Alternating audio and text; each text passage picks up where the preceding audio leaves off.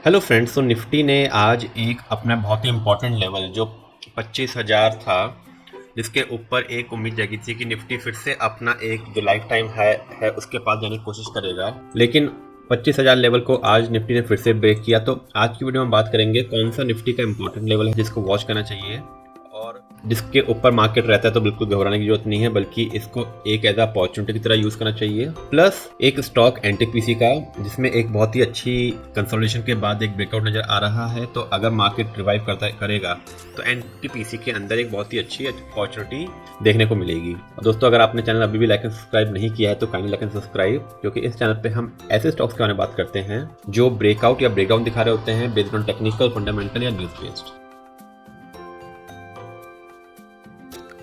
तो हमारे सामने निफ्टी का चार्ट खुला है।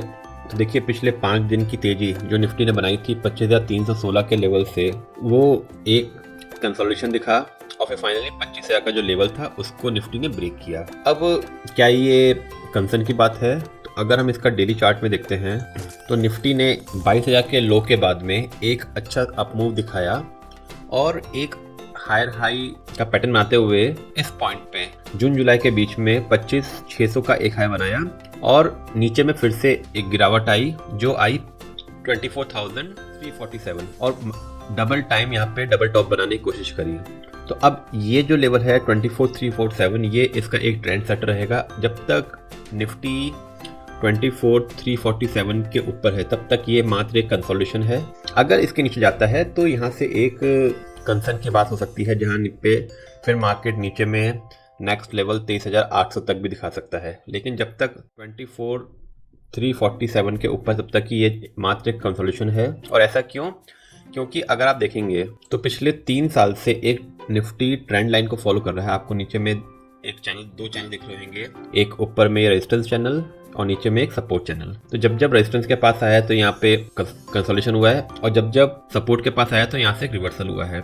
यहाँ पे हालांकि एक ब्रीच दिखता है सपोर्ट का, लेकिन फिर से उसको रिकवरी करके चैनल के बीच में आ गया। अब पिछले कई वीक से निफ्टी वही 24,347 के पास में एक बेस बना के देखिए इस सपोर्ट लाइन के पास में कंसोलिडेशन कर रहा है। तो इसलिए 24,347 एक इम्पॉर्टेंट लेवल है और इस गिरावट को एक अपॉर्चुनिटी की तरह यूज करना चाहिए, जहां अच्छे स्टॉक अपने पोर्टफोलियो में ऐड कर सकते हैं, क्योंकि ये गिरावट ग्लोबल सिनेरियोस के ऊपर बेस्ड ज्यादा है compare to our internal factors. अब इस बीच में जो हमने बात करी एक स्टॉक नजर आ रहा है एनटीपीसी। तो एनटीपीसी क्यों इतना लिक्विडेटिव नजर आ रहा है? तो देखिए, एनटीपीसी ने 2007 में एक हाई बनाया था अराउंड 242 रुपीज का। इस पॉइंट के अंदर 240 रुपीज का हाई बनाया था और उसके बाद 15 साल तक उसके नीचे रहा। फाइनली 2023 में यहाँ पे ब्रेकआउट दिया और जब ब्रेकआउट दिया तो उसके बाद एक अच्छा रिटर्न आया, बहुत अच्छा चाल चली एज एक्सपेक्टेड, सारे पीएसयूज चले और यहाँ से देने के बाद स्टॉक ने एक पीक बनाया 444 का। 444 का पीक बनाने के बाद स्टॉक के अंदर एक गिरावट आई और ये गिरावट एज एक्सपेक्टेड जो फिबोनाची सीरीज के अकॉर्डिंगली गिरावट आई। तो देखिए 33% एक 33 to 38% अच्छा कंसोलिडेशन होता है।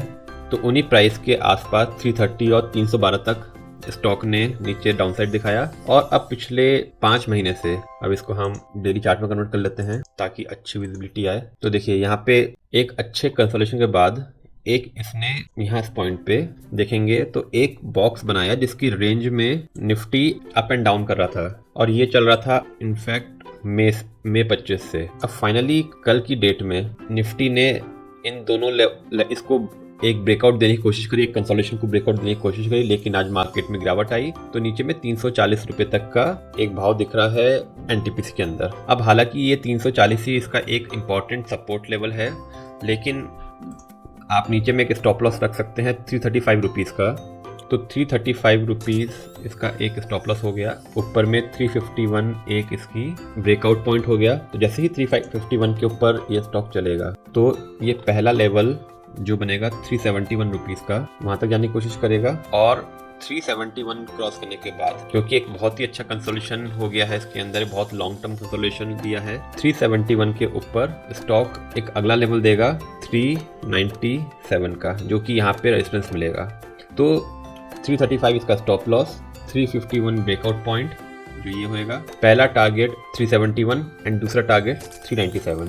तो अगर रिटर्न से बात करेंगे तो अराउंड 17% का पोटेंशियल रिटर्न दिखता है एनटीपीसी के अंदर आने वाले दिनों के अंदर। और दोस्तों ये बिल्कुल भी इन्वेस्टमेंट टिप नहीं है, ये एक एजुकेशनल वीडियो है जहाँ पे हम अपनी एनालिसिस को रिव्यू करते हैं कि क्या हमारी एनालिसिस सही रही या नहीं रही। और दोस्तों अगर आपने चैनल अभी भी लाइक एंड सब्सक्राइब नहीं किया है तो kindly like and subscribe for more such videos.